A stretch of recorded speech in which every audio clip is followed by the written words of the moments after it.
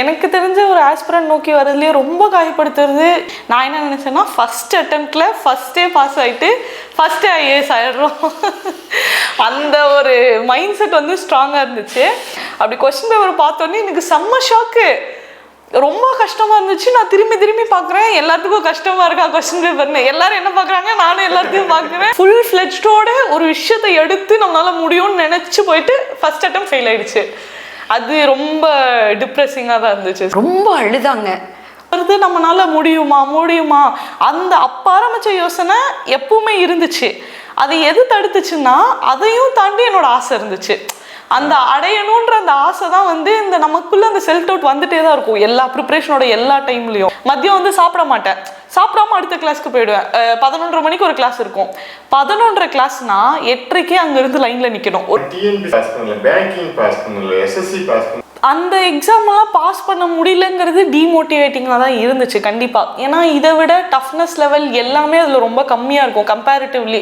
அதுதான் இதெல்லாம் பண்ணும்போது லைட்டாக ஒரு டிமோட்டிவேஷன் இருக்க தான் செய்யும். கஷ்டமாக இருக்கும் சார். ஏன்னா யார் நம்மளை சுற்றி இருக்கவங்கனால அந்த ஃபெயிலியரை புரிஞ்சுக்க முடியுமானே தெரியாது. நம்ம போடுற உழைப்பு, நம்ம எழுதுறது, அதெல்லாம் நமக்கு தான் தெரியும். சுற்றி இருக்கவங்க என்ன சொல்லுவாங்கன்னா, நான் இங்கெல்லாம் வெளியே போனால் கூட என்ன பண்ணுறேன்னா படிச்சுட்டு இருக்கேன், இவ்வளோ வருஷமாக படிக்கிற அந்த ஒரு கேள்வி இருக்கும். ரொம்ப கஷ்டமாக தான் இருக்கும். நம்ம சாப்பிடாம தூங்காமல் நம்மளோட வாழ்க்கையில் எல்லாத்தையும் விட்டுட்டு நிறைய விஷயம் மிஸ் பண்ணோம் சார். நமக்கு பிடிச்சவங்க கிட்ட பேச முடியாது. நான் என் ஸ்கூல் காலேஜ் ஃப்ரெண்ட்ஸ் கிட்டலாம் பேசியே ரொம்ப நாளாச்சு. அது நிறையா விஷயம், நமக்கு பிடிச்ச எல்லா விஷயத்தையுமே சாக்ரிஃபைஸ் பண்ணணும். அது ஒரு அப்படி சொல்ல வரல, அது நான் டெலிபரேட்டாக எடுத்த சாய்ஸ் தான். இப்போது அவங்கக்கிட்டலாம் ஒரு 2 மணி நேரம் 3 மணி நேரம் பேசணுமா இல்லை படிக்கணுமான்றது நான் எடுத்த முடிவு தான். அந்த சாய்ஸ் எல்லாமே கண்டிப்பாக என்னோடது தான். பட் யூத் பேப்பரின் இனிய வணக்கம். வணக்கம், என் பேர் ஸ்ருதி. நான் கோயம்புத்தூர் மாவட்டத்துலேருந்து வரேன். இந்த வருஷம் யூபிஎஸ்சி சிஎஸ்சியில் AIR 18 எடுத்திருக்கேன். State level 3rd. என்னோட 3வது அட்டெம்ப்ட்டு என்னோட ஃபர்ஸ்ட் இன்டர்வியூ. இதுக்கு முன்னாடி நான் வந்துட்டு ஒரு 30 எக்ஸாம் எழுதியிருப்பேன். எல்லா பேங்க் எக்ஸாம்ஸும் எழுதியிருக்கேன், எஸ்எஸ்சி எழுதியிருக்கேன், ஆர்ஆர்பி ரயில்வேஸ் எழுதியிருக்கேன், குரூப் எக்ஸாம்ஸ் எழுதியிருக்கேன், சென்ட்ரல் எக்ஸாம்ஸ் நிறையா எழுதியிருக்கேன். டிஎன்பிசியில் குரூப் 1, 2 ரெண்டுமே எழுதியிருக்கேன். எதுவும் எந்த எக்ஸாமுமே வந்து ப்ரிலிம்ஸே குவாலிஃபை ஆகலை. அப்பா பேர் வந்து ராதாகிருஷ்ணன். அப்பா வந்து அதியமான் இன்ஜினியரிங் காலேஜில் வந்து பிரின்ஸிபலாக இருக்காங்க. அம்மா பேர் லதா. அம்மா வந்து ஹவுஸ் ஒய்ஃபாக இருக்காங்க. நான் ஸ்கூலிங் காலேஜ் எல்லாமே கோயம்புத்தூரில் பண்ணேன். ஸ்கூல் வந்து அவிலா கான்வென்ட்டில் எல்கேஜிலேருந்து படித்தேன்.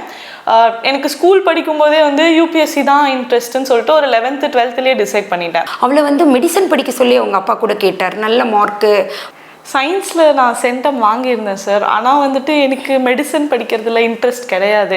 ஒரு 5 years படிக்கணும். நான் அதுக்கு முன்னாடியே யூபிஎஸ்சி தான் டிசைட் பண்ணிட்டேன். ஸோ அதனால வந்துட்டு திரும்ப சயின்ஸ் எடுக்க வேணாம், ஒரு மெடிசன் ஃபீல்டில் போக வேணாம் அப்படிங்கிறது என் இன்ட்ரெஸ்ட்டு இல்லை.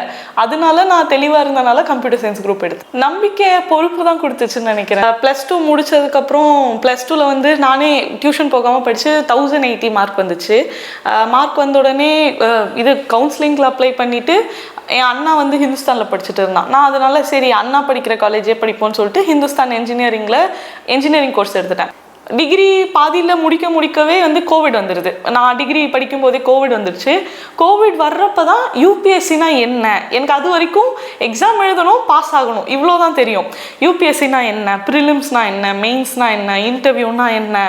அப்போது அது எப்போ இதெல்லாம் தெரியுதோ அப்போ ஆரம்பிக்குது அந்த டவுட்டு, நம்மளால முடியுமா.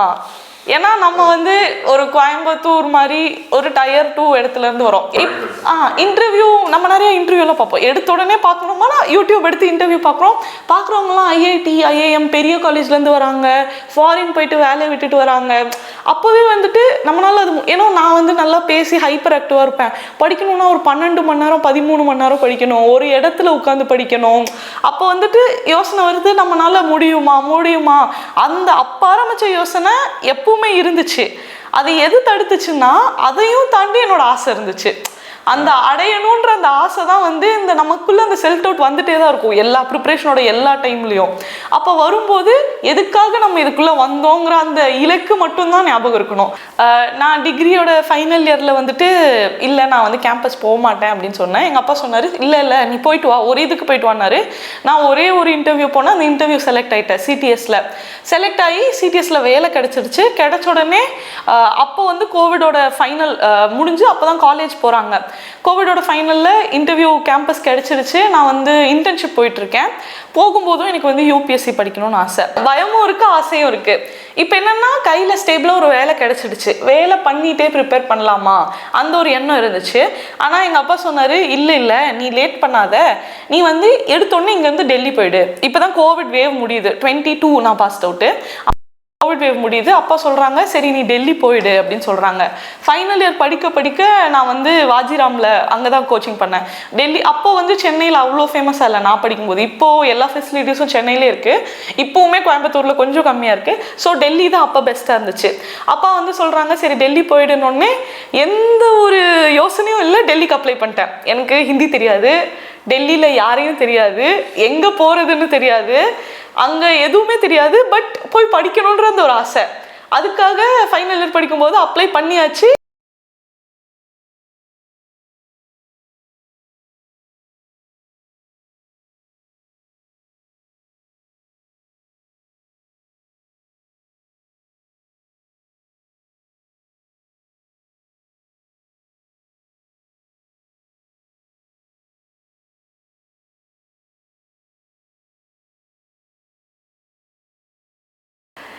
நான் நினச்சது சரி போயிடலாம், அந்த இப்போது நம்ம ஆசையும் இருக்குது, வீட்லேயும் வந்துட்டு டெல்லியே போய்டுன்னு சொல்கிறாங்க, நமக்கு எதுவுமே தெரியாது, வீட்லேயும் யாருமே வந்துட்டு ஒரு கவர்மெண்ட் எக்ஸாம் பேக்ரவுண்டோ இல்லை ஐஏஎஸ் பாஸ் பண்ணவங்க யாருமே கிடையாது. இப்போ நான் தான் வந்து ஃபஸ்ட்டாக எங்கள் வீட்டிலேருந்து அவ்வளோ தூரம் வந்து ஒரு இந்த எக்ஸாமுக்காக போகிறது. யாருமே எங்கள் வீட்டில் அந்த எக்ஸாம் எழுதுனது கூட கிடையாது, எழுதுனது இல்லை, ஆஃபீஸர்ஸ் யாரும் இல்லை. ஸோ டெல்லி போயிட்டா நமக்கு அந்த கனவு வந்து ஈஸியாக கிடைச்சிரும் அப்படிங்கிறது எனக்கு தோணுச்சு.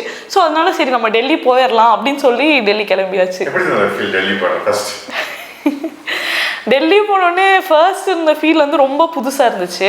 நான் அதுக்கு முன்னாடி கோயம்புத்தூர் தாண்டி எங்கேயுமே போனதில்லை, மெட்ராஸ்க்கே போனதில்லை. நான் வேற எந்த இப்போ போனால் கோயிலுக்கு போகிறது அவ்வளோதான், வெளியே ஏதோ ஒரு ஊரோ இல்லை வேற ஒரு ஸ்டேட்டுக்கோ போய் வந்து தங்கினதே கிடையாது. ஸோ டெல்லி ஃபஸ்ட்டு போனோடனே அந்த ஊரே ரொம்ப புதுசாக இருந்துச்சு. யாருக்கும் நான் பேசுறது புரியல, எனக்கு ஹிந்தி சுத்தமாக தெரியல, சாப்பாடு, மொழி, தங்குறதுக்கு இடம், அந்த எல்லாமே ரொம்ப புதுசாக இருந்துச்சு. எனக்கு இங்கிலீஷ் தெரிஞ்சிச்சு, ஆனால் அங்கே வேறு யாரும் இங்கிலீஷ் பேச மாட்டாங்க, எல்லாரும் ஹிந்தி தான் பேசுவாங்க. எனக்கு ஹிந்தி அப்போ சுத்தமாக புரியாது, ஒரு வார்த்தை கூட தெரியாது. போன உடனே வந்துட்டு ரொம்ப கஷ்டமாக இருந்துச்சு. புது இடம், பேசுறதுக்கும் யாரும் இருக்க மாட்டாங்க. அம்மா வந்தாங்க டெல்லியில் வந்து விட்டுட்டு ஒரு 2 நாள் இருந்துட்டு போயிட்டாங்க. யாருமே தெரியாது டெல்லியில், பேசுறதுக்கும் யாரும் இல்லை. அதெல்லாம் இருந்தபோது திரும்ப வந்துடலாமா அப்படிங்கிற மாதிரி தோணுனப்போ படிக்கணும், நம்ம அதுக்காக தான் அங்கே வந்தோம் அப்படிங்கிற அந்த ஒரு மைண்ட் செட் தான் வந்துட்டு அந்த ஒரு வருஷத்தை அந்த டெல்லியில் ஃபஸ்ட்டு அந்த ஒரு வருஷம் ஓடினது. நான் ஆக்சுவலி 2 இயர்ஸ் டெல்லியில் இருந்தேன் சார். மொதல் வருஷம் வந்து ரொம்ப கஷ்டமாக இருக்கும். நம்ம ஹிந்தி பேசலன்னா வந்துட்டு யாரும் பெருசாக பேச மாட்டாங்க நம்மகிட்ட. அதே மாதிரி நான் வந்துட்டு கிளாஸ் போவேன், காலையில் ஒரு கிளாஸ், மதியம் ஒரு கிளாஸ் இருக்கும். மதியம் வந்து சாப்பிட மாட்டேன், சாப்பிடாம அடுத்த கிளாஸ்க்கு போயிடுவேன். 11:30 மணிக்கு ஒரு கிளாஸ் இருக்கும். 11:30 கிளாஸ்னா 8:30 அங்கேருந்து லைனில் நிற்கணும். ஒரு கிளாஸ்க்கு 300 பேர் இருப்பாங்க. எனக்கு ஹிந்தி தெரியாது, அங்கே ஸ்டாஃப் எல்லாம் ஹிந்தியில் தான் பேசுவாங்க. நம்ம கை தூக்கி சொல்லணும் எனக்கு ஹிந்தி தெரியாதுன்னு, அப்போ தான் அவங்க இங்கிலீஷில் நடத்துவாங்க. அவங்க சொல்கிறது புரியலன்னா அதுக்கு நான் முன்னாடி ரோலில் இருக்கணும். முன்னாடி ரோலில் நிற்கணும்னா 8:30 போகணும். 8:30 போனால் லைன் அப்படியே 300 பேரும் வருவாங்க. 8:30 வந்து வந்து வந்து 11 மணி கிளாஸ்க்குள்ளே விட்டாங்கன்னா அப்போ தான் ஃபர்ஸ்ட் ரோலில் முன்னாடி ரோலில் உட்கார முடியும். ஆமாம், 3 ஹவர்ஸ் நின்று நம்ம அங்கே போயிட்டு ஏதாச்சும் நியூஸ் பேப்பர் படிக்கிறது, அங்கே போயிட்டு ஏதாச்சும் பண்ணிட்டு இருப்பேன். 2-3 ஹவர்ஸ் முன்னாடியே போனால் தான் ஃப்ரண்ட் ரோலில் இடம் கிடைக்கும். முன்னாடி ரோலில் உட்கார்ந்தா தான் எனக்கு புரியும். ஏன்னா எனக்கு மொழியும் தெரியல, எனக்கு எல்லாமே புதுசு, சப்ஜெக்ட் எதுவும் தெரியாது. அப்போ நான் வந்து அங்கே புரிஞ்சுக்கணும் எல்லாத்தையும், அதுக்கு எவ்வளோ எஃபர்ட் போடணும் அப்படிங்கிறத யோசித்தேன். ஸோ 8:30 அங்கே போய் நின்றுவேன். 11:30 கிளாஸு, 2 மணி நேரம் கிளாஸ் முடிச்ச உடனே 1:30 விட்டுருவாங்க. 1:30 விட்டால் வீட்டுக்கு போயிட்டு வந்தால் லேட் ஆகிடும். 2:30 ஆப்ஷனல் கிளாஸு, அங்கேயே இருந்துருவேன். மதியம் சாப்பிட மாட்டேன். 1:30க்கு மேலே முடிஞ்சோடனே அடுத்த ஃப்ளோர் கீழே இறங்கி வந்து அடுத்த லைனுக்கு நிற்பேன். அப்போ தான் ஆப்ஷனல் கிளாஸில் ஃப்ரண்ட்டில் நிற்க முடியும். அப்புறம் ஆப்ஷனல் சார் ஹிந்தியில் தான் பேசுவார். அவர் இங்கிலீஷில் பேச சொல்லி நான் தான் முன்னாடி ரோலேருந்து சார் இங்கிலீஷில் பேசுங்கன்னு கை தூக்கி கேட்டேன். போக போக போக போக தான் நான் ஹிந்தி அங்கே போய் பழகிக்கிறேன். ஃபர்ஸ்ட் அட்டெம்ப்ட் வந்து அங்கே கோச்சிங் போயிட்டு அந்த ஃபர்ஸ்ட் இயரே அந்த அட்டெம்ப்ட் கொடுக்குறேன். எல்லாரும் மாதிரியும் தான் யூபிஎஸ்சிக்குள்ளே வந்தோடனே காலேஜ்லாம் நல்ல சிஜிபி இருந்துச்சு. நான் என்ன நினச்சேன்னா ஃபஸ்ட் அட்டெம்ப்டில் ஃபஸ்ட்டே பாஸ் ஆகிட்டு ஃபஸ்ட்டே ஐஏஎஸ் ஆகிடுறோம். அந்த ஒரு மைண்ட் செட் வந்து ஸ்ட்ராங்காக இருந்துச்சு. அதே மாதிரி நம்ம பண்ணுறதெல்லாம் பண்ணிடுறோம். நியூஸ் பேப்பர் படிச்சிருவோம், கிளாஸுக்கு போயிட்டு வந்தோடனே நோட்ஸ் எல்லாம் ரிவைஸ் பண்ணிடுறோம், என்சிஆர்டி படிச்சிட்டோம், ஸ்டாண்டர்ட் புக் படிச்சிட்டோம், எல்லாம் பண்ணிட்டோம். ஃபஸ்ட் அட்டெம்ப்ட்லேயே வந்து நம்ம கிளியர் பண்ணிடலாம் அப்படின்னு சொல்லிட்டு மார்ச்சில் கிளாஸஸ் முடியுது. அந்த மே அட்டெம்ப்ட்டுக்கே வந்துட்டு கொடுக்கலாம், நம்ம வந்து கிளியர் பண்ணிடலான்ற ஒரு நல்ல ஒரு கான்ஃபிடென்ஸோட தான் கொடுக்குறேன். It was 2023. ரொம்ப கஷ்டமாக இருந்துச்சு அந்த 23 பேப்பர் கம்பேரிட்டிவ்லி. எனக்கு அங்கே போயிட்டு டெல்லியிலே தான் சென்டர் போட்டு டெல்லியிலே தான் எழுதுறேன்.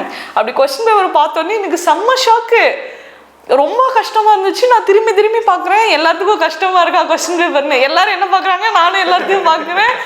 அப்புறம் ஃபர்ஸ்ட் அட்டெம்ப்ட் எழுதிட்டு வந்துட்டு கிளியர் ஆகலன்னொடனே பயங்கர அப்செட்டு. ரொம்ப நாள் கழிச்சு ஃபர்ஸ்ட் ஒரு பெரிய ஃபெயிலியர் மாதிரி இருந்துச்சு சார். கண்டிப்பா சார், ஃபர்ஸ்ட் ஃபெயிலியர் மாதிரி. அதுவும் நம்ம எப்படி சொல்றது, எதையுமே லைட்டா எடுத்துக்கிறேன். நான் வந்துட்டு ரொம்ப சீரியஸா ஒரு விஷயம் எடுத்தது யூபிஎஸ்சி தான். அது வரைக்கும் நல்லா ஜாலியா இருந்துட்டு, ரொம்ப ஸ்கூல் காலேஜ்லாம் வந்து பெருசா படிச்சு அகாடமிக்காலாம் இருக்க மாட்டேன். லைக் நல்லா ஜாலியா சுத்திட்டு எக்ஸ்ட்ரா கரிக்குலர் நிறைய பண்ணிட்டு அந்த மாதிரி இருந்தேன். ஃபுல் ஃபிளெஜ்டோட ஒரு விஷயத்தை எடுத்து நம்மளால முடியும்னு நினைச்சு போயிட்டு ஃபர்ஸ்ட் அட்டெம்ப்ட் ஃபெயில் ஆயிடுச்சு.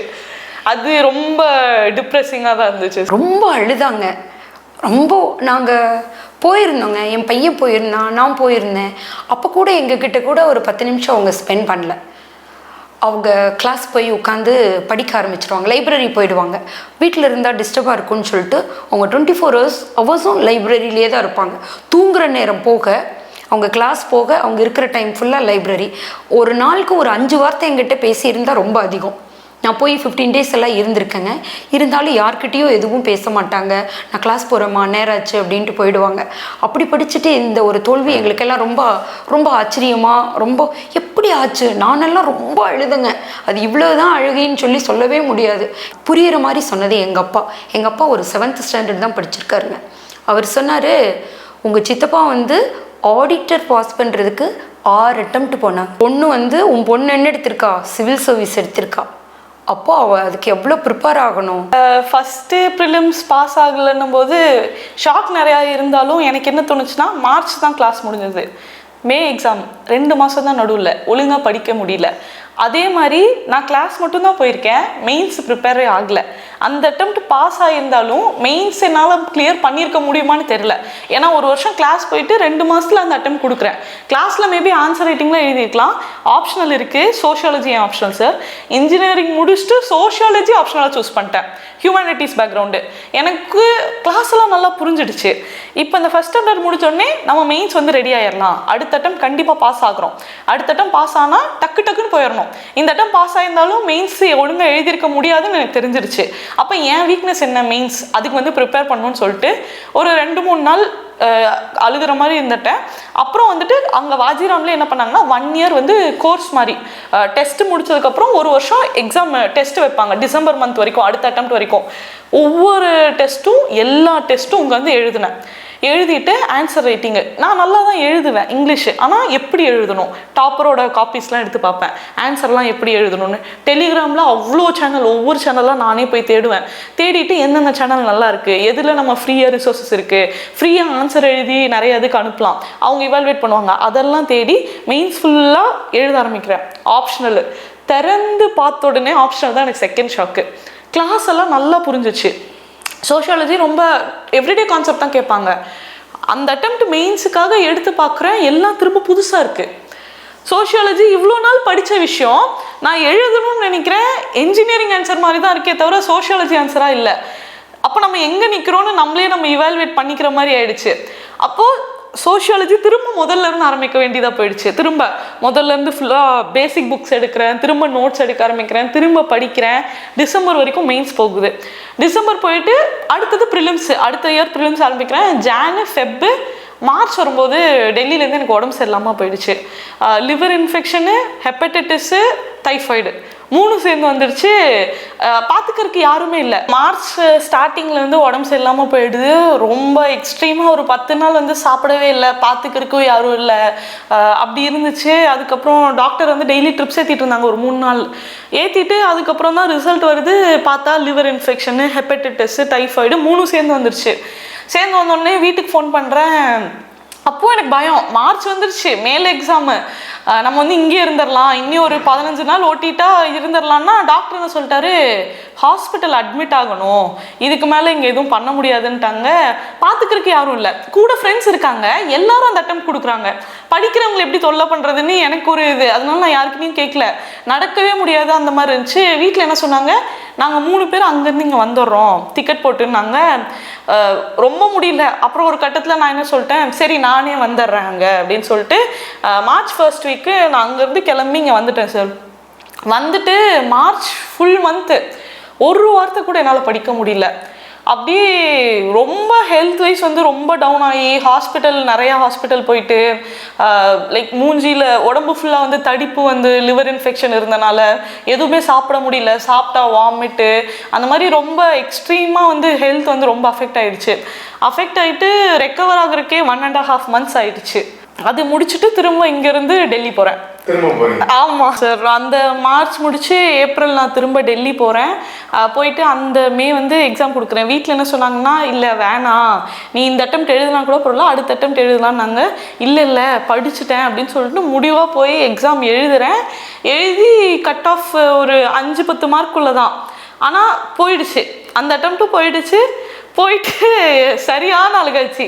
அந்த அட்டெம்ப்ட் என்னதான் உடம்பு சரியில்லைனாலும் எனக்கு என்னென்னா, நம்ம இவ்வளோ வில் பவரில் புஷ் பண்ணியிருக்கோம், கண்டிப்பாக அதுக்கு வந்து அந்த ஒரு ரிசல்ட் கிடச்சிடும், இவ்வளோ எஃபர்ட் போட்டோம், கண்டிப்பாக அது வந்து அவுட்புட்டாக கிடச்சிடும் அப்படின்னு சொல்லிட்டு நான் நிறையா இது பண்ணேன். அந்த அட்டெம்ப்ட்டும் ஃபெயில் ஆகிட்டேன். ஃபெயில் ஆனோடனே வீட்டில் வந்துட்டு என்ன சொன்னாங்கன்னா, படிக்கிறேன் லைக் வீட்டில் வந்துட்டு இல்லை இதோட போதும், நீ அப்ராட் போய் மேலே கூட படி, உனக்கு விட்டுரு இது அப்படி சொன்னாங்க. கண்டிப்பாக மாட்டேன், யூபிஎஸ்சின்னு எடுத்துட்டேன், இவ்வளோ வருஷம் போட்டுட்டேன், என்னால் முடியாதது எதுவும் இல்லை, கண்டிப்பாக நான் இதை விட்டு வரமாட்டேன் அப்படின்னு. வீட்டில் என்ன சொன்னாங்கன்னா, திரும்ப இங்கே வந்துரு, இந்த அட்டெம்ப்ட் கொடுக்குறேன்னா சரி, அங்கே உனக்கு எதுவுமே செட் ஆகலை, சரி இங்கே வந்து படி அப்படின்னு சொல்லிட்டாங்க. ஸோ அந்த அட்டெம்ப்ட் முடிச்சுட்டு ஜூன் வந்து கிளம்பி டெல்லியிலேருந்து வெக்கேட் பண்ணிவிட்டு கோயம்புத்தூர் வந்துட்டேன். ஃபஸ்ட் அட்டெம்ப்ட் முடிச்சதுக்கப்புறமே ஒரு பயம் வந்துருச்சு. பயம் வந்ததுக்கப்புறம் என்ன பண்ணுறேன்னா, எல்லா கவர்மெண்ட் எக்ஸாம்ஸும் எழுத ஆரம்பிச்சிடறேன். பேங்க் எக்ஸாம்ஸ் எல்லாம் எழுதினேன். சென்ட்ரல் எக்ஸாம்ஸ் நிறையா வரும் அங்கே டெல்லியில் இருந்தபோது, அதெல்லாம் எழுதினேன். ஸ்டேட் எக்ஸாம்ஸ் Group 1 Group 2 எழுதினேன். SSC CGL. ஆமாம், இந்த செகண்ட் அட்டெம்ப்ட் ஃபுல்லாக இது எழுதுறேன். இந்த தேர்ட் அட்டெம்ப்ட் கொடுக்குற வரைக்கும் எக்ஸாம் எழுதிட்டு தான் இருந்தேன். எதுவுமே கிடைக்கல. ஆமாம், கிளியர் ஆகலை. Group 1 எழுதினேன், ப்ரிலிம்ஸ் கிளியர் ஆகலை. CGL எழுதியிருக்கேன், CHSL Group 1 எழுதியிருக்கேன், 2 எழுதியிருக்கேன். இல்லை பாஸ் ஆகலை. அது நான் அதுக்காக ஒரு மாதம் உட்காந்து Group 2 படித்து அப்போது கிளியர் ஆகலை ப்ரிலிம்ஸு. SSC CGL எழுதியிருக்கேன், CHSL எழுதியிருக்கேன், எதுவுமே ஃபஸ்ட் இயரே பாஸ் ஆகலை. பேங்க்கில் எல்லா பேங்க் எக்ஸாமும் எழுதியிருக்கேன். பேங்க் எக்ஸாம் ஒரு 10-15 எழுதியிருப்பேன் சார், எழுதியிருப்பேன். அதுவும் பேங்க் எக்ஸாமுக்கு 1000 ரூபா வரை ஃபீ கட்டி போய் எழுதுவேன். அதுக்கப்புறம் ரயில்வேஸ் எழுதியிருக்கேன், ரயில்வேஸில் NTPC எழுதியிருக்கேன். நிறைய எக்ஸாம் எழுதுனா எதுவுமே வந்து ப்ரிலிம்ஸை குவாலிஃபை ஆகலை. என்ன நம்பிக்கைன்னா சார், ப்ரிலிம்ஸ் பாஸ் ஆகலைனாலும் எனக்கு என்னென்னா, மெயின்ஸுக்கு நல்லா ஒர்க் பண்ணியிருக்கேன் 2 அட்டெம்ப்ட்டுமே. இப்போ 2வது அட்டெம்ப்ட் 3rd அட்டெம்ப்ட் எழுதுறதுக்கு முன்னாடி வரைக்கும் ஃபுல்லாக ஒர்க் பண்ணிகிட்டே தான் இருந்தேன். எனக்கு என்ன தோணுச்சுன்னா, ப்ரிலிம்ஸ் தான் தள்ளி போகுது, ப்ரிலிம்ஸில் ஏதோ தப்பு பண்ணுறோம். நான் அப்படி தோணும் உங்களுக்கு, யூபிஎஸ்சி தோணும். ஆனால் நம்ம டிஎன்பிசியை பாஸ் பண்ணல, பேங்கிங் பாஸ் பண்ணல, SSC பாஸ் பண்ணல. அந்த எக்ஸாம்லாம் பாஸ் பண்ண முடியலங்கிறது டிமோட்டிவேட்டிங்காக தான் இருந்துச்சு கண்டிப்பாக. ஏன்னா இதை விட டஃப்னஸ் லெவல் எல்லாமே அதில் ரொம்ப கம்மியாக இருக்கும் கம்பேரிட்டிவ்லி. ஆனால் அது பாஸ் ஆகலைங்கும் போது சில எக்ஸாம்ஸ்க்கு நம்ம ஒரு மாதம் போட்டு படித்து அது பாஸ் ஆகலைங்கும் போது டிமோட்டிவேட்டிங்காக தான் இருந்துச்சு. அதுதான் இதெல்லாம் பண்ணும்போது லைட்டாக ஒரு டிமோட்டிவேஷன் இருக்க தான் செய்யும். ஏன்னா இந்த எக்ஸாம்ஸ்லாம் பாஸ் ஆகலைன்னு. அப்போது நான் என்ன யோசிச்சேன்னா, அந்த எக்ஸாமுக்காக நான் இவ்வளோ படிச்சிருக்கேன், அதில் கண்டிப்பாக என்னால் முடியும், அந்த ஒரு நம்பிக்கை இருந்துச்சு. இந்த எக்ஸாம் மேபி எனக்கு இது என்னன்னே தெரியலை, நான் போய் எழுதியிருக்கேன், பட் எனக்கு அந்த எக்ஸாம் முழுசாக தெரில. யூபிஎஸ்சி பொறுத்த வரைக்கும் எனக்கு முழுசாக என்னன்னு தெரியும், நான் தெரிஞ்சுக்கிட்டேன். ஸோ கண்டிப்பாக என்னால் அது முடியும் அப்படின்னு நான் நினச்சேன். பட் எனக்கு என்னென்னா நம்ம கோல் எய்ம் எல்லாமே யூபிஎஸ்சி தான். இது நான் என்ன யோசிச்சேன்னா சைடில் ஒரு ஒர்க் கிடச்சிச்சுன்னா அப்புறமும் யூபிஎஸ்சி படிக்கணும், அதுதான் என்னோட எய்மாக இருந்துச்சு. அது கிடைக்கலங்கும் போது அது பெருசாக என்னை இம்பாக்ட் பண்ணலை. சமூகம் என்னை ரொம்ப வச்சு செஞ்சிச்சுங்க. ரொம்ப எல்லாரும் நிறைய பேருங்க சார் நம்மக்கிட்ட பேசும்போது பரவாயில்ல விடு பண்ண, அப்புறம் இதெல்லாம் ரொம்ப கஷ்டமாச்சு அப்படின்னு நம்ம முதுகுக்கு பின்னாண்டியே வந்துட்டு இவ பிள்ளையெல்லாம் படிக்க வைக்கிறாளாம், அப்படி இதெல்லாம் எதுக்கு, இதெல்லாம் தேவையா, பிள்ளைய கல்யாணம் பண்ணி கொடுங்க, இது எல்லாமே விடுங்க. நானும் என் ஹஸ்பண்டும் ஒரு கல்யாணத்துக்கு போகிறோம். கல்யாண வீட்டில் அவ்வளோ பேர் இருப்பாங்க.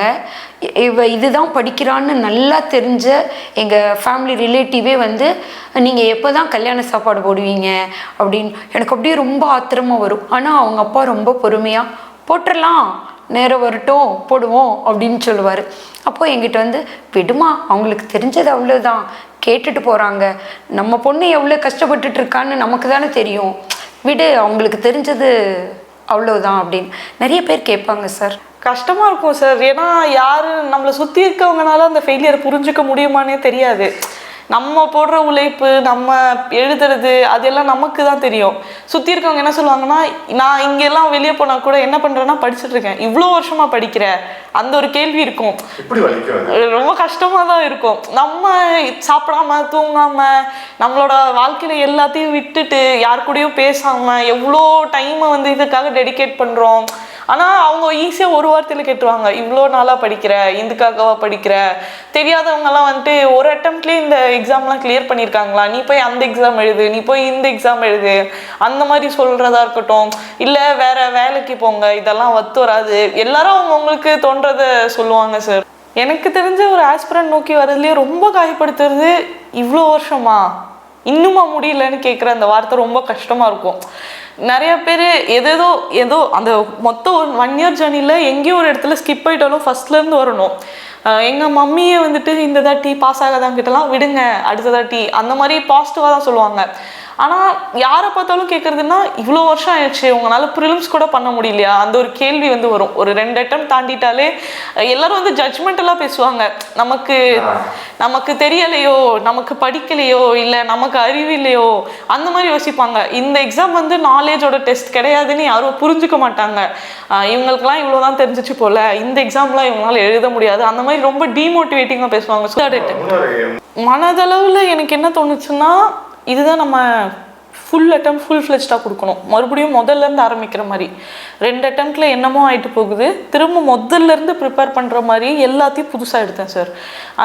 இங்கே ஜூனில் வீட்டுக்கு வந்துட்டேன். வீட்டுக்கு வந்த உடனே டெலிகிராம் சேனல்ஸ்லாம் நிறையா இருக்கும். அதெல்லாம் பார்த்து வீட்டில் உட்காந்து நான் யூபிஎஸ்சியில் 3வது அட்டம்ப்டில் தான் புரிஞ்சுக்கிறது என்னன்னா, எவ்வளோ படிக்கிறோம் அப்படிங்கிறது தான் முக்கியமே தவிர என்னெல்லாம் படிக்கிறோம். நிறைய புக்ஸ் படித்தா அறிவு வந்துடும், இதெல்லாம் கிடையாது கணக்கு. உனக்கு எவ்வளோ தெரிஞ்சிருக்கு அதை பார்த்து, அப்போ அதுக்கு நான் என்ன எப்படி ரெடி பண்ணிக்கணும். போயிட்டு நிறைய புக்ஸ் எல்லாம் படிக்க மாட்டேன். ஒரு அந்த புக் எடுத்து எனக்கு புரியிற வரைக்கும் படிக்கணும். அது 1 தாட்டியாக இருக்கட்டும், 4 தாட்டியாக இருக்கட்டும், 5 தாட்டியாக இருக்கட்டும், எனக்கு ஒரு விஷயம் புரியிற வரைக்கும் அதை படிக்கணுன்றதில் ஃபிக்ஸ் ஆகிட்டேன் 3rd அட்டெம்ப்ட் அப்போது இதே மாதிரி தான் டிசம்பர் வரைக்கும் ரெடி ஆகுறேன். ஆப்ஷனலும் பார்க்குறேன், மெயின்ஸும் பார்க்குறேன். அடுத்தது இந்த அட்டெம்ப்ட் இங்கே கோயம்புத்தூரில் இருக்கும்போது வீட்டில் இருந்து படிக்கிறது எனக்கு அவ்வளோ இஷ்டமாக இல்லை. அதனால துடியலூரில் கவர்மெண்ட் லைப்ரரி இருக்கும். தினமும் காலையில் எழுந்திரிச்சு லஞ்ச் பேக் பண்ணிட்டு லைப்ரரி போயிடுவேன். ஈவினிங் 7 o'clock வந்துடுவேன். லைப்ரரியில் உட்காந்து நல்லா படிச்சுட்டு இருந்தேன். டிசம்பருக்கு அப்புறம் இந்த ப்ரிலிம்ஸில் நம்ம என்ன தப்பு பண்ணோம், உட்காந்து எல்லா வருஷம் கொஸ்டின் பேப்பரையும் எடுத்து அனலைஸ் பண்ணி பார்த்ததில்ல. இத்தனை நாள் நான் சும்மா படிச்சிருக்கேன், அதாவது பாசிவா. இப்போ ஒரு மணி நேரத்துக்கு 50 பேஜ் யார் வேணா படிக்கலாம். 50 பேஜில் என்ன இருக்குன்னு கேட்டால் யாருக்குமே தெரியாது. அப்போ எனக்கு புரிஞ்சது என்னன்னா, படிக்கணுங்கிறதுக்காக நான் படிச்சுட்டே இருந்தேன். இப்போ நம்ம வந்து ஒரு டார்கெட் மாதிரி வச்சுக்குவோம். இந்த ஒரு 10 சாப்டர் நீங்கள் முடிக்கணும்னா என்ன பண்ணுவோம், அர்ஜ் பண்ணி அதை டக்கு படிச்சிருவோம். ஆனால் கேட்டால் எதுவுமே தெரியாது. எனக்கு புரிஞ்சது என்னன்னா, அந்த ஒரு தப்பு நான் பண்ணிட்டு இருக்கேன். நிறையா படிக்கணுங்கிற பயத்தில் படித்ததை ஒழுங்காக படிக்காமல் விட்டுட்டேன். அப்போ அது என் பக்கம் ஒரு தப்பு. செகண்டு பிவைக்யூ என்ன பண்ணுவேன், பார்த்துட்டு எனக்கு என்ன ஆன்சரும் தெரியும், சும்மா படிச்சுட்டு போயிடுவேன். அதை எப்படி அனலைஸ் பண்ணணும் அதை கற்றுக்கிட்டேன். நிறையா ரிசோர்ஸஸ் பார்த்து, யூடியூப் பார்த்து நல்லா அந்த ப்ரிலிம்ஸ் ப்ரிப்பேர் ஆகிட்டேன் சார். ப்ரிப்பேர் ஆகிட்டு அந்த அட்டம் கொடுக்குறேன். அந்த அட்டம் கொடுக்கும்போதும் கவர்மெண்ட் எக்ஸாம்ஸ் எழுதிட்டு தான் இருக்கேன். அப்போ தான் வந்துட்டு ஆர்ஆர்பி என்டிபிசி எழுதுறதுக்கு அந்த எக்ஸாம் முடிச்சுட்டு 5-10 நாள் கழிச்சு இந்த எக்ஸாம் வருது. அந்த ப்ரிலிம்ஸ்க்கு முன்னாடி சிஜிஎல் எழுதியிருக்கேன். சிஜிஎல் எக்ஸாம் எழுதிட்டு சிஜிஎல்காக வெயிட் பண்ணிட்டு இருக்கேன்னு சொல்லிட்டு சரி நம்ம போய் என்டிபிசி எழுதலாம்னு சொல்லிட்டு இங்கேருந்து திருஷூர் ட்ரெயினில் கிளம்பி திருஷூர் எழுத போயிட்டேன். மெயின் ப்ரிலிம்ஸ் முடிச்சுட்டு எனக்கு வந்து அந்த மார்க்ஸ் பார்க்குற பழக்கம் கிடையாது. ஏன்னா அவன் ஏதோ ஒரு ஸ்கோர் சொல்லியிருப்பான், அதை பார்த்து நம்ம ஏன் டிப்ரெஸ் ஆகணும், 10 நாளில் இவங்களே ரிசல்ட் சொல்லிடுவாங்க, அப்போ நம்ம பார்த்துக்கலாம் அப்படின்னு சொல்லிட்டு விட்டுருவேன். ஸோ திருஷூர் கிளம்பி போயிட்டேன். எழுதி முடிச்சுட்டு சாயங்காலம் ட்ரெயின் ஏறணும். ட்ரெயின் ஏறதுக்கு முன்னாடி ஸ்டேஷனில் வெயிட் பண்ணிட்டு இருக்கேன். என்னோட ஃப்ரெண்டு ஹரியானான்னு சொல்லிட்டு அவர் கூப்பிட்றாரு, ப்ரிலிம்ஸ் ரிசல்ட் வந்துருச்சுன்றாங்க, யூபிஎஸ்சி. அப்படியே எனக்கு வந்து இப்படி வாட்சில் ஹார்ட் பீட் பார்த்துருந்தா ஒரு 120-130 போயிருக்கோம். அப்படியே ஒரு ரொம்ப படப்படப்பு. ஏன்னா இவ்வளோ நாள் வந்துட்டு சக்ஸஸே கேட்கல, 3 வருஷமா தோத்துட்டோம் அவ்வளோதான் இருக்கு. அவர் வந்துட்டு என்ன சொல்றாரு, நீ பாஸ் ஆயிட்ட அப்படின்றாங்க. நான் பார்க்கல ரிசல்ட்டை, நீ பாஸ் ஆயிட்ட அப்படின்றாங்க. எனக்கு அதை கேட்டுட்டு செம்மையான ஷாக்கு. ஏன்னா அவ்வளோ வருஷம் கழிச்சு நான் பார்க்குற முதல் வெற்றி. எனக்கு ஃபைனல் ரிசல்ட்டை விட என் ப்ரிலிம்ஸ் ரிசல்ட் தான் எனக்கு க்ளோஸு. கண்டிப்பாக அவ்வளோ வருஷம் கழிச்சு அந்த ஒரு பாஸ் ஆகிட்டோன்னு கேட்குற அந்த வார்த்தை வந்துட்டு அவ்வளோ ஒரு ஸ்பெஷலாக இருந்துச்சு. அதுக்கப்புறம் அப்படியே ஸ்டேஷன்லேயே உட்கார்றேன். எனக்கு அப்படியே கண்ணிலலாம் தண்ணி. என்னால் அதை நம்பவே முடியல. நம்ம பாஸ் ஆகிட்டோமா, ஒரு 10 தாட்டி அந்த ஜூம் பண்ணி நம்ம நம்பரா இது, நம்ம தான் பாஸ் ஆகிருக்கோமா, 6 நம்பருக்கு 7 நம்பர் இருக்கா, 8 நம்பர் இருக்கா பார்த்துட்டே இருந்தேன். நம்மளால அதை நம்ப முடியல. அதுக்கப்புறம் அப்படியே வந்துட்டு வீட்டில் ஃபோன் பண்ணி சொல்லிட்டு எங்கே சொன்னாங்க, ஃபோனை பண்ணி ஒரே அழுக, ரிசல்ட் வந்துருச்சுன்னு. நான் அப்போவும் சொல்கிறேன் எனக்கு என்னன்னு தெரியல ரிசல்ட்டு. ஐயோ தங்கம், என்ன ரிசல்ட்டாக இருந்தாலும் இவ வேற எப்பவும் பத்திரமான ஒரு இடத்துல இருப்பா, இப்போ எங்கேயோ கேரளாவில் இருக்கா. அதனால் எனக்கு ரொம்ப பயம். என்ன ரிசல்ட்டாக வேணாலும் இருக்கட்டும், நீ முதல்ல பத்திரமா வீடு வந்து சேரு, எதுனாலும் பார்த்துக்கலாம் கண்ணா அப்படின்னு சொல்லி சொன்னேன். இல்லைம்மா நான் பாஸ். அப்புறம் ஏமா இப்படி அழக சார் அப்படி சொல்லிட்டு நான் அழுக அதை விட அழுக. அவ கூட அவ்வளோ அழுதுருக்க மாட்டான், அவ்வளோ அழுதுங்க. அவ சொன்ன சார் என்னால் தாங்கவே முடியல. இவ சொன்ன மாதிரி தான் 2 தோல்வியில் அவள் அழுதது, அவள் கஷ்டப்பட்டு படித்தது, நம்மளை சுற்றி இருக்கிறவங்க எல்லாம் பேசுனது, எல்லா பயத்துக்கும் ஒரு வெற்றி புள்ளி அது. அப்புறம் இன்னும் இருக்குதுன்னு தோணுனால் கூட, இனி அடுத்தடுத்து இருக்குதுனால் தோணும், மெயின்ஸு இன்டர்வியூ எல்லாம் இருக்குதுன்னா கூட இதை பாஸ் பண்ணாதானே அதுக்கு போக முடியும்.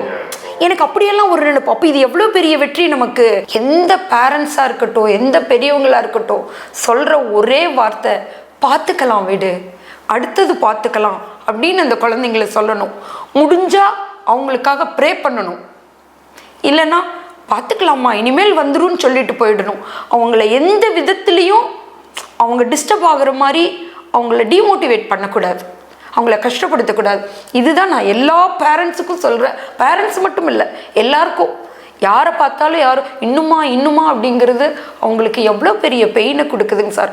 படிக்கும்போது கூட அந்த வலி ஒரு பக்கம் அவங்களுக்கு இருந்துக்கிட்டே இருக்குது. அவங்க பேரண்ட்ஸ் ஒரு பக்கம் கஷ்டப்படுவாங்க சார். உண்மையிலேயே நான் ஸ்ருதியோட ஃப்ரெண்ட்ஸு சில பேரெல்லாம் சொன்னாங்க 5th attempt அப்படின்னு. அப்போ மனசுக்குள்ளே எனக்கு அவங்களுக்கு எவ்வளோ கஷ்டமாக இருக்கும், அவங்க பேரண்ட்ஸ் எவ்வளோ பெயினோடு அதையெல்லாம் தாண்டி அந்த குழந்தைங்களை அனுப்பியிருப்பாங்க, அவங்க எவ்வளோ எஃபோர்ட் போடுறாங்க இதுக்காக, இது வேணுங்கிறக்காக இவ்வளோ நாள் அதுக்காக வெயிட் பண்ணி படிச்சுட்டே இருக்காங்கல்ல. அப்போ அவங்களுடைய திடம் எவ்வளோ அளவு இருக்குதுன்னு மட்டும்தான் நான் பார்க்குறேன். நான் உண்மையிலேயே அதை தாங்க சார் பார்க்குறேன். என் பொண்ணுக்கிட்ட பார்த்ததை விட நான் அந்த 5 years 9 yearsன்னு சொல்கிறவங்கெல்லாம் எனக்கு கடவுள் மாதிரி தெரியுறாங்க. நான் அந்த இன்ஸ்டியூட்டுக்கு போனப்போ நான் அந்த ஸ்டூடெண்ட் எல்லாம் பார்த்தேங்க சார். நான் அப்போ நினச்சேன், வாழ்ந்தால் இந்த மாதிரி குழந்தைங்களோட ஒரு கொஞ்ச நாள் வாழ்ந்துட்டு போயிடணும்னு. அப்படி ஒரு கோஆப்ரேட்டிவ், அப்படி ஒரு நல்ல மனசு. அவங்கெல்லாம் எக்ஸாமுக்கு ப்ரிப்பேர் ஆனால் கூட நீ போ ஸ்ருதி பார்த்துக்கலாம், நீ நல்லா பண்ணுவ, நீ நல்லா செய்வ அப்படின்னு இவங்களை என்கரேஜ் பண்ணுறதும், இவங்களுக்காக அவங்க நிற்கிறதும். நம்மெல்லாம் ஒன்றும் இல்லையோ, நம்ம யாரோ மாதிரி இருந்தோங்க சார். நான் அப்படி தான் எனக்கு ஃபீல் ஆச்சு. நான் ஒரு பேரண்ட்டாக இருந்தால் கூட அவங்க கொடுக்குற சப்போர்ட் எல்லாம் பார்க்கும்போது எனக்கு நான் யாரோவா தெரிஞ்ச ஒரு 10 நிமிஷம் அவங்களெல்லாம் பார்க்கும்போது அவ்வளோ உயர்வாக தெரிஞ்சாங்க. அப்போ தோணுச்சு, வாழ்ந்தா இந்த மாதிரி குழந்தைங்களோட கொஞ்ச நாள் வாழணும். நம்ம பொண்ணு கிரேட் தான், எவ்வளோ நல்ல அழகான உறவுகளை சம்பாரிச்சு வச்சிருக்கா அப்படின்னு எனக்கு ரொம்ப பெருமிதமாக இருந்துச்சு அது. ப்ரிலிம்ஸ் படித்து முடித்ததுக்கப்புறம் இந்த வருஷம் மெயின்ஸில் என்ன பண்ணுறாங்கன்னா ஒரு மாதம் முன்னாடி மெயின்ஸ் வச்சிடுறாங்க. எப்பவும் வந்து செப்டம்பரில் இருக்க வேண்டிய மெயின்ஸ் ஆகஸ்ட்டு 30 நாள் கட் ஆகிடுச்சு. இதான் நான் ஃபஸ்ட்டு டைம் ப்ரிலிம்ஸ் பாஸ் ஆகுறேன். எனக்கு ஒரு பயம் வந்துருச்சு, என்ன பண்ணுறது அப்படிங்கிற பயம். இன்ஸ்டியூட் போகல, இந்த அட்டெம்ப்ட் எந்த இன்ஸ்டியூட் போகல. அவங்க ஃப்ரீயாக அதுலேயே வந்து டெஸ்ட் சீரிஸ் வைப்பாங்க, அவங்களே அதில் யூடியூப்லேயே அட்டாச் ஆகிருக்கும். அந்த டெஸ்ட்டை ஜெராக்ஸ் எடுத்து எழுதிடுவேன். அது மட்டும் பண்ணேன். நம்ம சொல்லுவாங்க வாழ்க்கையில் நிறைய பேர் ஒரு ஒரு விஷயம் சொல்லுவாங்க, அவங்க கேஷுவலாக சொல்லுவாங்க, நமக்கு வந்து அது லைஃப் சேஞ்சிங்காக இருக்கும் அப்படின்னு சொல்லுவாங்க. அந்த மாதிரி எனக்கு டெல்லியில் ஒரு ஃப்ரெண்டு, அவர் பேர் ராகேஷ்னு சொல்லிட்டு, அவர் வந்து நான் முதல்வனில் ப்ரிலிம்ஸ் படித்தவர். அவர் என்ன சொல்கிறாரு, அவரும் பாஸ் ஆகிட்டார் இந்த ப்ரிலிம்ஸு, நீ நான் முதல்வன் வந்துரு, இங்கே நல்லா இருக்கும் மெயின்ஸுக்கு அப்படிங்கிறாரு. எனக்கு நான் முதல்வன்னா எப்படி இருக்கும்னு எனக்கு தெரியல. அவர் சொன்ன அந்த ஒரு வார்த்தையை நான் நம்பிட்டு 75 நாள் தான் இருக்குது. ஏன்னா எனக்கு டெல்லி போக முடியாது. டெல்லி போனால் அங்கே போய் தங்கணும், அங்கே போய் டெஸ்ட் சீரீஸு அது எல்லாமே இருக்குது. அவர் சொன்னோடனே எனக்கு ஒரு நம்பிக்கை, அவர் மேலே இருந்த ஒரு நம்பிக்கையில் அவர் சொன்னோடனே சரி நம்ம நான் முதல்வன் போயிடலாம் அப்படின்னு அன்றைக்கே முடிவு எடுத்தாச்சு. ஒரு 2-3 நாளில் அப்ளிகேஷன் போடுறேன். போட்டுட்டு 225 சீட்ஸ் தான் இருந்துச்சு அப்ளிகேஷனில். எனக்கு சீட்டு வரல. அன்றைக்கி நைட்டு வந்து சீட்டு என்ன சொல்கிறாங்கன்னா அப்ளிகேஷன் போட்டவங்க வந்துருங்கன்றாங்க. நாங்கள் ட்ரெயின் ஏறிட்டோம். அப்புறம் 1 மணி நேரம் கழிச்சு லிஸ்ட் விடுறாங்க. அந்த லிஸ்ட்டில் என் பேர் இல்லை. 225 பேர் தான். அடுத்த நாள் காலையில் ஃபஸ்ட் ஆளாக போயிட்டேன். 7 மணிக்கு போயிட்டு இன்ஸ்டியூட்டில் உட்காந்துருக்கேன். எல்லோரும் வராங்க. 8:30 ஆகுது, 9:30 ஆகுது, எல்லோரும் வந்துட்டாங்க. அப்போ டிசி மேம் இருந்தாங்க, காயத்ரி மேம். போயிட்டு மேம் இந்த மாதிரி சொன்னீங்க, ஃபஸ்ட்டு மெயிலில் நான் வச்சுருக்கேன், நான் வந்துட்டேன் அப்படின்னோடனே, என்னப்பா இப்படி சொல்கிற அப்படின்னு சொல்லிட்டு அவங்க சும்மா தான் பேசுகிறாங்க. எனக்கு ஒரு ப்ரெஷரு, ட்ராவல் பண்ணி வந்திருக்கேன், எனக்கு எங்கே போகிறதுன்னு தெரியல, எனக்கு அப்படியே கண்ணிலலாம் அப்படியே தண்ணி நின்றுச்சு. அப்புறம் என்னப்பா நான் ஒன்றுமே சொல்லலை, உட்காரு டீ குடி அப்படின்னு சொல்லிட்டு, நீ வெயிட் பண்ணு, இங்கே இரு, நான் உனக்கு சொல்கிறேன் அப்படின்னாங்க. அவங்க சொல்லும்போது மணி 9, 10 ஆகுது, 11 ஆகுது, 12 ஆகுது. எனக்கு ஒரு பயம், டைம் போயிட்டே இருக்குது. சரி 12:30 என்ன பண்ணுறேன், புக் பண்ணிவிட்டு அப்பா அம்மாவை ஸ்டேஷனில் விட்டுட்டு நம்ம கோயம்புத்தூர் போயிடலாம், போயிட்டு ஏதோ ஒரு முடிவு எடுத்து திரும்ப வந்துடலான்னு சொல்லிட்டு பாதி வழி போயிட்டேன். பாதி வழி போனோடனே மேம் நம்பர் கொடுத்தாங்க. திரும்ப ஃபோன் அடிக்கிறாங்க, ஸ்ருதி எங்கே இருக்கீங்க அப்படின்னாங்க. இல்லை மேம் பாதி வழி போயிட்டேன் அப்படின்னேன். சரி திரும்ப வாங்க, பிரச்சனை இல்லை அப்படின்றாங்க. திரும்ப அந்த ஆட்டோக்காரனவா நான் திரும்ப அங்கேயே விட்டுங்க ஏற்றின இடத்துலேன்னு சொல்லிட்டு உள்ளே மேம் ரூமுக்கு போகிறேன். மேம் இந்த பக்கம் இருக்காங்க, சுதாகர் சார் இருக்காரு, பிரின்சிபல் சார் இருக்காங்க. அம்மா சிஎம் உங்கள் குரலை கேட்டுட்டாங்க அப்படின்னாரு. சார் அப்படின்னேன். அவர் வந்துட்டு இப்படி எடுத்து காட்டுறாரு, ப்ரிலிம்ஸ் பாஸ் ஆகி அப்ளை பண்ண எல்லாத்துக்குமே வந்து மெயின்ஸ் அப்ரூவ் பண்ணிட்டாங்க. அந்த ஒரு அரை மணி நேரத்தில் அவங்க எடுத்த அந்த குயிக் டிசிஷன், அது எவ்வளோ பெரிய இம்பேக்ட்னு வந்து அவங்களுக்கு தெரியுமான்னு தெரியல. ஆனால் எனக்கு அது வந்து ஒரு பெரிய ரொம்ப இம்பார்ட்டண்ட்டான ஒரு விஷயமா இருந்துச்சு. டக்குன்னு வந்துட்டு சொன்னாங்க 2 நாள் இங்கேயும் ஒரு இடத்துல தங்குங்க. நாங்கள் வந்து இவ்வளோ பேர்த்துக்கு ஒரு 420 பேர் போட்டிருந்தாங்க. 420 பேர்த்துக்கும் நாங்கள் அக்காமடேஷன் பண்ணணும். கிவ் அஸ் 2 days, நாங்கள் எல்லாத்தையும் சரி பண்ணிடுறோம் அப்படின்னாங்க. அம்மா அப்பா ஊருக்கு போயிட்டாங்க. நான் எங்கள் அத்தை வீடு சென்னையில் இருந்துச்சு, அங்கே இருந்துட்டேன். 2 நாளில் எல்லாம் ரெடி பண்ணிட்டாங்க. வந்துட்டு நான் முதல்வன் வந்த உடனே ஓகே நமக்கு ஒரு இடம் செட்டில் ஆயிடுச்சு. அங்கே போனதுக்கப்புறம் எனக்கு ரொம்ப இம்பார்ட்டண்ட்டாக தெரிஞ்சது பியர் குரூப் சார். அங்கே வந்து நாங்கள் எல்லோரும் குரூப்பாக இருந்தோம். எல்லாத்துக்கூடையும் படித்து அந்த ஒரு அனுபவம் நல்லா இருந்துச்சு. நிறைய பேர் யோசிப்பாங்க சுற்றி இருக்கவங்க படிக்கிறத பார்த்தா ஒரு பயம் வரும், அந்த நிறைய பேர் யோசிச்சுட்டு போயிடுவாங்க. ஆனால் எனக்கு அது எப்படி இருந்துச்சுன்னா, நான் புதுசாக எழுத வந்தேன். ஆனால் அங்கே எல்லோரும் எவ்வளவோ தாட்டி எழுதினவங்க இருந்தாங்க. நான் சொன்ன ஒரு ராகேஷ் வந்து 4 தாட்டி மெயின்ஸ் எழுதியிருந்தார், 3 தாட்டி மெயின்ஸ் எழுதியிருந்தார். அப்போவே எழுதினவங்க எல்லாரும் உதவுறதுக்கு எனக்கு ரெடியாக இருந்தாங்க. நான் என்ன கேட்டாலும் சொல்கிறதுக்கு ரெடியாக இருந்தாங்க. அங்கே ஸ்டாஃப்லாம் இருந்தாங்க, ரொம்ப ஹெல்ப்ஃபுல்லாக இருப்பாங்க. நான் போய் எவ்வளோ தாட்டி கேட்டாலும் சொல்கிறதுக்கு ரெடியாக இருந்தாங்க. இதை மட்டும் பண்ணு, இதை மட்டும் அப்படின்னு சொன்னது அந்த நேரத்தில் எனக்கு வந்து தெய்வ வாக்கு மாதிரி இருந்துச்சு. இவ்வளோ பண்ணால் போதுமா, இந்த சின்ன டைமில் இவ்வளோ பண்ணால் போதுமா அப்படிங்கிற மாதிரி இருந்துச்சு. அப்புறம் ஆப்ஷனலுக்கு வந்துட்டு ரஜிதா மேம் இருந்தாங்க. மேம் அப்படிதான் என் பேப்பர் பார்த்துட்டு போதும் இது போதும் அப்படின்னாங்க. அவங்க அந்த போதும்னு சொன்னதே நமக்கு அது ஒரு அப்பாடா போதுமா, நம்மள அந்த இடத்துல நம்ப மாட்டோம். நம்ம நம்புற ஒருத்தவங்க வந்து போதும் ஓகே அப்படின்னு சொன்னால் அந்த ஒரு நம்பிக்கை வரும். அந்த மாதிரி ரொம்ப நல்லா போச்சு. அந்த மெயின்ஸ் வந்து எழுதுறேன். ஃபஸ்ட்டு மெயின்ஸு காலைல ஒரு 3 மணி நேரம், மதியம் ஒரு 3 மணி நேரம், காலைல ஒரு 3 மணி நேரம், 3 நாள் எக்ஸாம் எழுதிட்டு உடம்பு சரியில்லாமல் போயிடுச்சு. திரும்ப டீஹைட்ரேட் ஆகி எனக்கு ஃபுட் பாய்சன் ஆகி பயங்கர வாமிட் ஆகிட்டு ஹாஸ்பிட்டல் போனோடனே மேம் வந்து டாக்டர் மேம் இருப்பாங்க, படு ட்ரிப்ஸ் ஏற்றணும் அப்படின்னு சொல்லிட்டு ட்ரிப்ஸ் ஏற்றிட்டாங்க. ஏற்றிட்டு என்ன சொன்னாங்க, இனி 2 நாள் இது கண்டினியூ ஆச்சுன்னா நீ ஹாஸ்பிட்டலில் வந்து அட்மிட் ஆயிடணும் அப்படின்னாங்க. இல்லை மேம் எனக்கு வந்து எக்ஸாம் இருக்குது, என்ன ஆனாலும் சரி அப்புறம் அவ்வளோதான், நீ அட்மிட் தான் ஆகணும் அப்படின்னாங்க.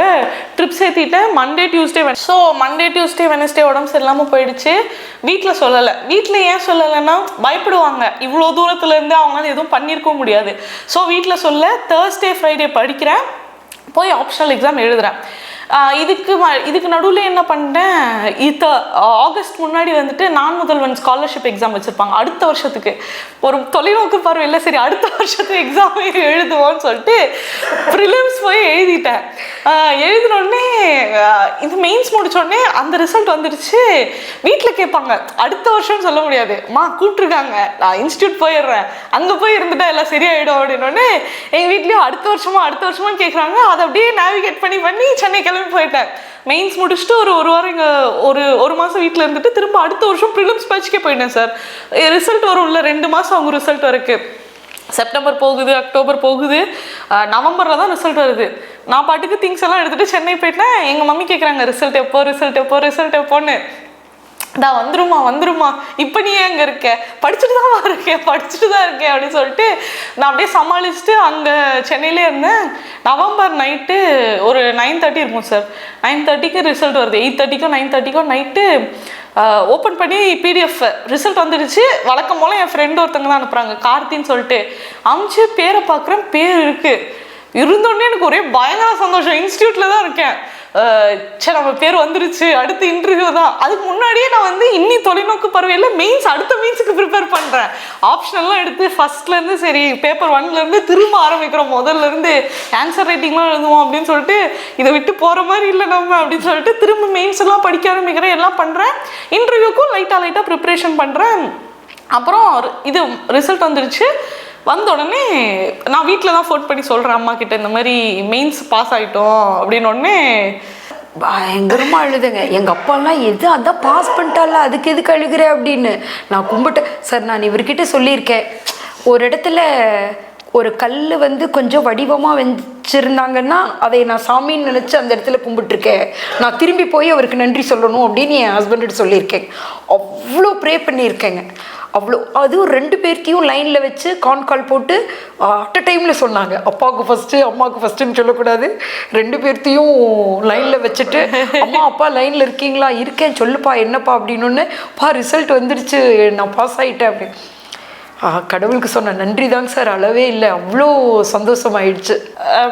இன்டர்வியூ வந்துட்டு எனக்கு லாஸ்ட் ஸ்லாட்டில் வச்சுட்டாங்க சார். February 24 தான் இன்டர்வியூ. March 6 7 ரிசல்ட்டே வந்துருச்சு. ஸோ இது ப்ரிலிம்ஸ் நவம்பர் வந்துருச்சு. ஒரு மாதம் வந்து நான் முதல்வன்லேயே வந்துட்டு இன்டர்வியூ கைடன்ஸ் மாதிரி கொடுத்தாங்க. டிசம்பர் வரைக்கும் இருந்துட்டு சரி நம்ம இங்கே இருந்து என்ன பண்ணுறதுன்னு சொல்லிட்டு ஒரு மாதம் முன்னாடி கிளம்பி டெல்லி போயாச்சு. Jan 25 கிட்ட ஒரு மாதம் டெல்லியில் மாக்கெல்லாம் போகிறேன். மாக்கில் இல்லை படிக்கிறது இல்லை, நீங்கள் வந்து இப்படி பேசணும் அப்படி பேசணுன்றாங்க. ஒரு மாதத்தில் என்ன மாற்றுறது, பேசுகிறது தானே வரும். அப்புறம் இன்டர்வியூ போகிறேன், போயிட்டு பேசிட்டேன், நல்லா பேசிட்டு வந்துட்டு இருந்தாலும் எனக்கு ஒரு பயம், இன்டர்வியூ எப்படி போகலாம், நம்ம நல்லா பண்ணியிருக்கிறோம்னு நினைக்கிறோம், அவங்க எப்படி மார்க் போடுவாங்கன்னு தெரியல. அதனால அந்த ஒரு பயம் இருந்துகிட்டே இருந்துச்சு. அது இன்டர்வியூக்கு அப்புறம் ஒரு வாரம் டெல்லியில் தான் இருந்தேன். டெல்லியில் இருந்துட்டு நாங்கள் கிளம்புறோம், ட்ரெயினில் அன்றைக்கி நைட்டு கிளம்புறோம். அடுத்த நாள் மதியம் ஆகுது, ரிசல்ட் வருது. ட்ரெயினில் தான் போயிட்டுருக்கோம், டெல்லி டு சென்னை. என் ஃப்ரெண்டு கார்த்தி வந்து ஃபோன் பண்ணுறான். ஃபோன் பண்ணிவிட்டு ரிசல்ட் வந்துடுச்சு அப்படின்றான். அப்படியா அப்படின்னு சொல்லிட்டு இது டெலிகிராமில் தான் ரிசல்ட்லாம் வரும். இப்படி ஓப்பன் பண்ணி பிடிஎஃப் ஓப்பன் பண்ணிட்டேன். ஓப்பன் பண்ணிட்டு சரி நம்ம பேரை தேடணும்ல, தேடலான்னு சொல்லிட்டு இப்படி ஃபஸ்ட்டு பேஜ் இப்படி ஜூம் பண்ணுறேன். என் பேர் தான் வந்து ரொம்ப குட்டியான பேர், நம்ம இனிஷியல் போடுறதுனால. அவங்கெல்லாம் பேர், அப்பா பேர், ஊர் பேர் அந்த மாதிரி ரொம்ப பெருசாக இருக்கும்.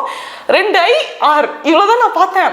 பார்த்தோன்னே அது என் பேரும் தெரிஞ்சிச்சு. என் ஃப்ரெண்டு லைன்ல இருக்கான், என்னடா என் பேர் மொதல் பேஜ்ல இருக்கு. எனக்கு அப்போ அவ்வளோ தோணுது, ஒருவேளை கடைசி நாள் வந்தனால நம்ம பேரை முதல்ல போட்டிருப்பாங்க. அப்பவும் ரேங்க்ல தான் நம்ம பேரு முன்னே வந்துச்சுன்னு என்னால் வந்து டக்குன்னு ஒரு செகண்ட் வந்து அதை ஏற்றுக்கவே முடியல சார். நான் வந்துட்டு என்னடா பேர் முன்னாடி வந்திருக்கு அப்படின்னா, ஆமா சாமி நீ தான் ஏர் 18 அப்படின்னு சொல்கிறான். அப்போதான் எனக்கு வந்து அது ரியலைஸ் ஆகுது, இப்படி பேர் இப்படி திருப்பினோடனே 18 ரேங்க்னு போட்டிருக்கு. அது வந்து ஒரு எப்படி சொல்கிறது, அன்எக்ஸ்பிளைனபிள் ஹாப்பினஸ் சார். ஏன்னா நான் பாஸ் ஆகணும்னு எல்லாரும் நினைப்பாங்க, பட் நான் இவ்வளோ நல்ல ரேங்க்ல வந்து, ஏன்னா first time interview first time மெயின்ஸுங்கும் போது எப்படி பண்ணணும்னு என்னால் பெருசாக இவாலுவேட் பண்ண முடியல. அந்த ரிசல்ட் வந்தது வந்து ரொம்ப ஒரு ஹாப்பி மூமெண்ட்டாக இருந்துச்சு. அம்மா ட்ரெயினில் இருந்தாங்க, அம்மா கிட்ட வந்துட்டு ரிசல்ட் வந்துருச்சு அப்படின்னு சொன்னோடனே ட்ரெயினில் இருந்த எல்லாருமே ஸ்ட்ரேஞ்சர்ஸ் தான். ஒரு 2-3 கம்பார்ட்மெண்ட்டில் இருந்தவங்க எல்லாரும் ஹாப்பி ஆகிட்டாங்க.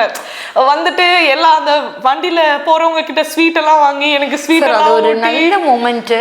ஆனால் அது என்ன நான் ஃபீல் பண்ணேன்னா, நானும் என் பொண்ணும் நார்மல் ஆகிறதுக்கான வாய்ப்பாக எடுத்துக்கிட்டோம். நாங்கள் ட்ரெயினில் ட்ராவல் பண்ணும்போது வந்த ரிசல்ட்டு எங்களை வந்து சமநிலைப்படுத்துறதுக்கான கொடுத்த நேரமாக நாங்கள் நினச்சோம் சார். அதை நான் அப்படி தான் ஃபீல் பண்ணேன்.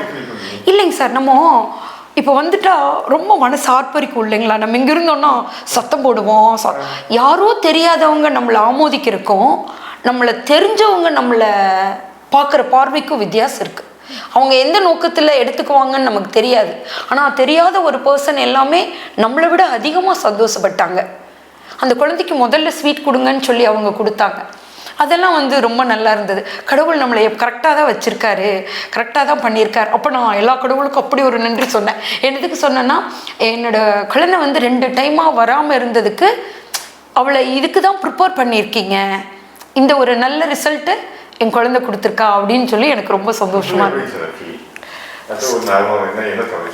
சார். டக்குன்னு அதை பார்த்தோன்னே எனக்கு என்ன தோணுச்சுன்னா, அப்பாடா இனிமேல் எழுத வேணாம் அந்த ஒரு ஃபீல் இருந்துச்சு. ஏன்னா என்னன்னா, இன்டர்வியூ வரைக்கும் வந்துட்டு திரும்ப முதல்ல இருந்தா அப்படின்னு அந்த யோசனை வந்து ஒரு பயமாக தான் இருந்துச்சு. அப்பாடா இனிமேல் எழுத வேணாம் அப்படின்னு ஒரு பக்கம் இருந்துச்சு. அதை பார்த்த உடனே அடுத்து எனக்கு தோணுன செகண்ட் விஷயம் என்னன்னா, என் கூட இருந்தவங்கெல்லாம் என்ன நாங்கன்ற அந்த ஒரு ஃபீல் இருந்துச்சு. ஏன்னா மோஸ்ட் எல்லாம் தனித்தனியாக எழுதுவாங்க, நாங்கள் நான் முதல்வனில் எல்லாரும் குரூப்பாக ஒரு நாங்கள் இன்டர்வியூ போகும்போது மட்டும் எனக்கு 60-70 பேர் போனாங்கன்னா எனக்கு எல்லாத்தையும் தெரிஞ்சிருந்துச்சு, இன்டர்வியூ போனவங்க எல்லாத்தையும். அப்போ நான் என் பேர் தேடினோடனே அடுத்து அவங்க எல்லாத்தோட பேரும் தேடினேன். ஒவ்வொருத்தங்களா அவங்க பேரெல்லாம் தேடி அது கிடைக்காத போது அது வந்து ரொம்ப ஒரு எப்படி சொல்றதுன்னு தெரியாத அளவுக்கு கஷ்டமா இருந்துச்சு. கண்டிப்பா கண்டிப்பா இருந்துச்சு.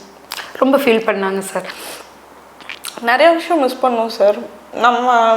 நமக்கு பிடிச்சவங்க கிட்ட பேச முடியாது. நான் என் ஸ்கூல் காலேஜ் ஃப்ரெண்ட்ஸ் கிட்டலாம் பேசியே ரொம்ப நாளாச்சு.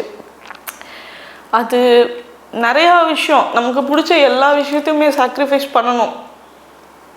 அது ஒரு அப்படி சொல்ல வரல, அது நான் டெலிபரேட்டாக எடுத்த சாய்ஸ் தான். இப்போது அவங்கக்கிட்டலாம் ஒரு 2 மணி நேரம் 3 மணி நேரம் பேசணுமா இல்லை படிக்கணுமான்றது நான் எடுத்த முடிவு தான். அந்த சாய்ஸ் எல்லாமே கண்டிப்பாக என்னோடது தான். பட் பண்ணணும், வேணும் ஆசைப்பட்ட ஒரு விஷயத்துக்காக எவ்வளோ தூரம் நம்ம செதுக்குறோங்கிறது இருக்குல்ல சார்.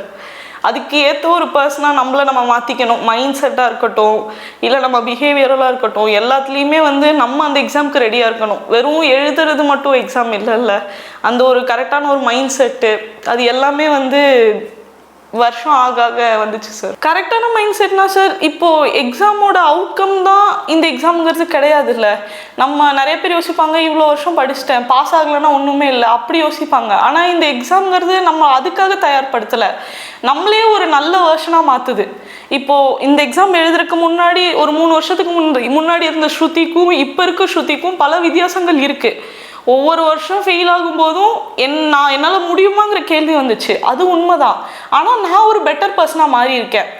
நான் பேசுகிற விதமாக இருக்கட்டும், நான் சிந்திக்கிற விதமாக இருக்கட்டும், எனக்கு புரிதலாக இருக்கட்டும், நான் தெரிஞ்சுக்கிற பல விஷயங்களாக இருக்கட்டும், எல்லாத்தையுமே வந்து இந்த எக்ஸாம் ஒரு எக்ஸாமுக்கு போகும்போது இவ்வளோ விஷயம் நமக்கு மாறுது. எங்களால் சொல்ல தெரியல. நிறைய கஷ்டத்தை அனுபவிச்சு பார்த்து அந்த தோல்வி தந்த வழியெல்லாம் கூட எனக்கு இது இன்னும் கூட சந்தோஷப்பட தெரியல.